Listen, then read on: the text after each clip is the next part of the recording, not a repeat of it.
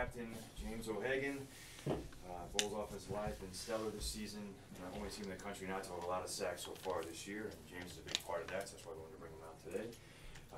With that, the Bulls take on Army Saturday at noon here at UB Stadium. So with that, we'll open up the questions for Coach and James. For James, first, your offensive line not allowing a sack yet. What goes into that? Is it just the efficiency of the offensive line? Is it Tyree Jackson's mobility? Is it both? Is there something else that goes into the equation? I think there's a lot of factors that come into play when you're talking about not giving up a sack, because obviously there's been times this season where we haven't had the best protection, and Tyree's kind of helped us get out of it. But I think a thing that helps us is that we do a tremendous job preparing for our opponent and knowing what they're going to do. So, what goes into that preparation? A lot of film study, kind of understanding and recognizing something that you're weak at. Like, we'll understand, like, all right, we're not that great at this, so that's something we're going to work on this week, and that's something that potentially a team could try and attack us with. And over the last couple of weeks, we've been able to stifle what they've been bringing. You did have to work some new players into the offensive line, James, so can you talk about the transition of getting a couple of new starters in and the fact that it obviously has fallen into place so well?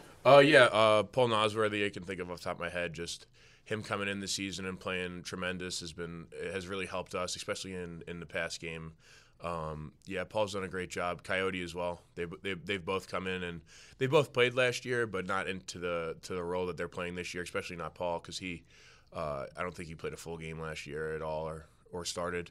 And working with him has been really great, and he's doing a heck of a job. James, Lance has made a lot about building off the frustrations of not being selected for a bowl game last year.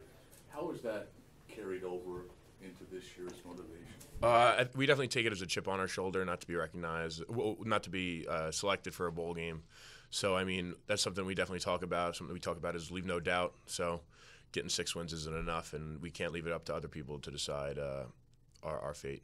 And what do you make of this historic start, 4-0, and a chance to match a school record going back to the 1800s? I think it's awesome, but I just think we got to take it a week at a time still, and not look too far ahead. I mean, history is all great, but I just want to keep winning. Lance, what do you attribute the offensive line's early season success to? Well, I think James hit it on a lot of it is preparation and there's no one in our program that watches more film than James O'Hagan, and it starts there. And from the time we arrived as a staff, James was the first one that reached out and said, "Coach, I'll do whatever it takes. I want to help build this program into a winner." And he's lived up to that each and every year. He's come in and talked about what can I do more when things weren't going well. How can I be a better leader? He has essentially at times made the offensive line room his second home as far as, he'll do his homework there. He'll watch more film. Hey, Coach, I saw this when I was watching film. All the things that you really want, especially of your upperclassmen, somebody that you need at the center position. Paul Nosworthy, he had mentioned earlier. Paul's a young man is very talented and taking care of everything and evolving into being a good football player at the college level. For different people come at different times, and James knew that we needed Paul to take a step in maturity and in his play and everything, and made it his priority over the summer to make sure he spent a lot of time with him. He has helped Paul. Paul was one of our offensive players of the week last week. So you take some of that group, and then you take the fact that Evan Kasarczyk and Tomas have played a lot of football. So this group has seen a lot. So, I mean, there's a lot of different ways that people do things, but at the end now they've been able, as you said, through studying, seeing different things and recognizing it, and now it's not foreign to them.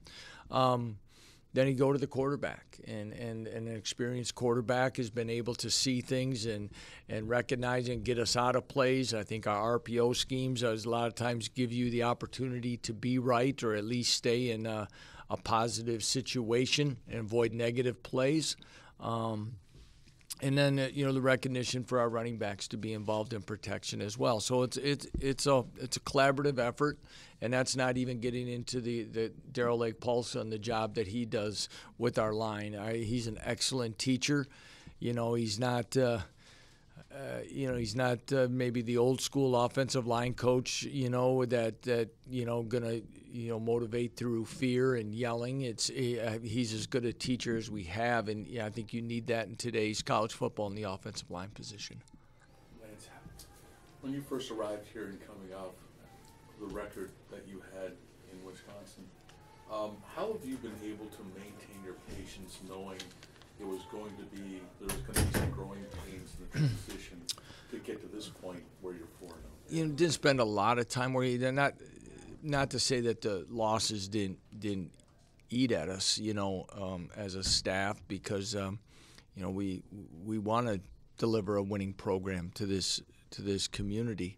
But I guess the best way to answer that is, win or lose, the approach has to stay the same. And you have to stay consistent in what you're doing and what you expect if you ever want to maintain success.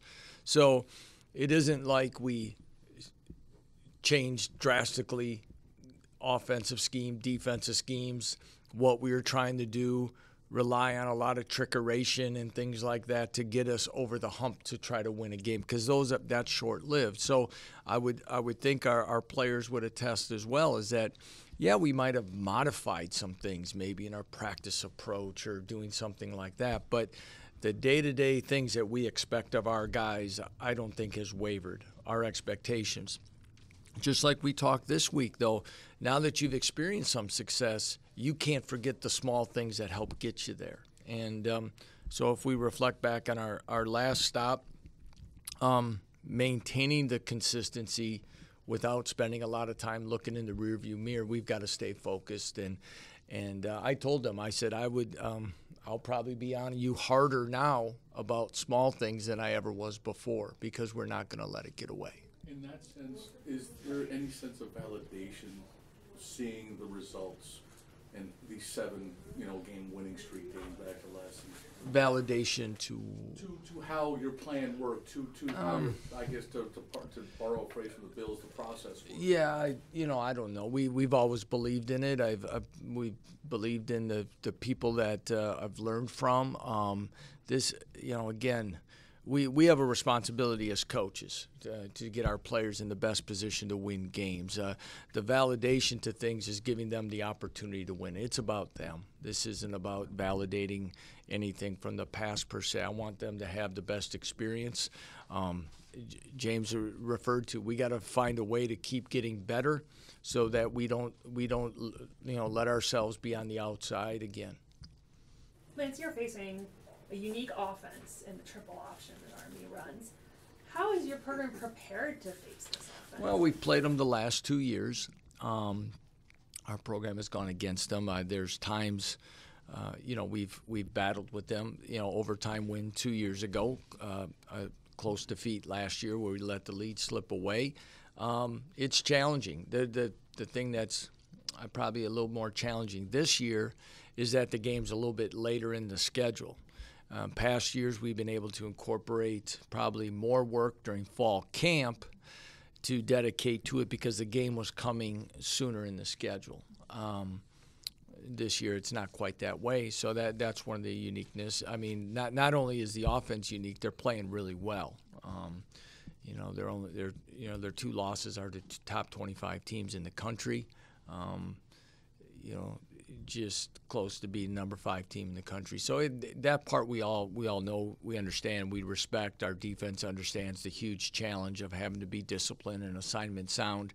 And that offense, because of what they do, they're very good at complementing all those plays as well. It's not just stopping this one because they've got another answer when you do something. It is really a chess match of sorts when you play against them, because they've always got something else they can come back to within that scheme. And then just about when you least expect it, then there's the play action pass off of it. In that sense, there's also the pressure on your offense. This is a team averaging 40 minutes of time of possession, almost 41. I mean, how do you deal with that? And I don't want to say the word pressure, but yeah, you have to maximize your possessions because there's not going to be as many. There's just not. Statistics will show that. Their time of possession, your time of getting the ball, so you can see that. So executing on both sides is crucial.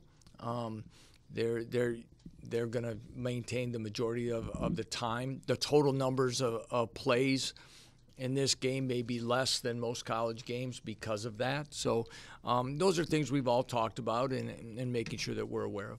James, is that going to be hard for you guys offensively to be standing around on the sidelines, maybe double the amount of time than you're used to? I mean, you had 7 possessions in the first half of the game this past Saturday. You might not get 7 of the game. Well, we just got to be patient and not press, like I said. I think yesterday we just got to make sure that, like you said as well, that we maximize our possessions, and really every time we're on the field, we gotta capitalize and view it as an opportunity to score. You raised your eyebrows when I mentioned 41 minutes of time of possession. Just what do you make of that number? I mean, it's pretty crazy to imagine 3/4 of a football game pretty much. One team has the ball for, but I mean, yeah, I think our defense will do a good job this week, though. I mean, they work tremendously hard. So, with all that being said, what's the biggest focus for you guys this week?